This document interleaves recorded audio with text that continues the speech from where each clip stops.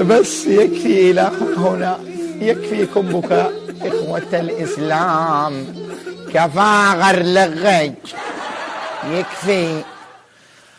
سأحكي لكم قصة سيدي عندما كان يمشي في شارع فرأى بيتا فطرأت في رأسه ونمارق مريت جنب أبواب البيت، بتلكانوا دكانوا أبوابه دقيت ما في حد في البيت، رجع دخل له المهم وبينما هو خارج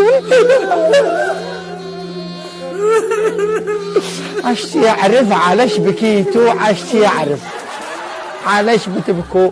أصح يا جن لا ما أحكي القصة، أنا إذا بكيت أبكي قد أنا داري تمام، بس يلا. فعند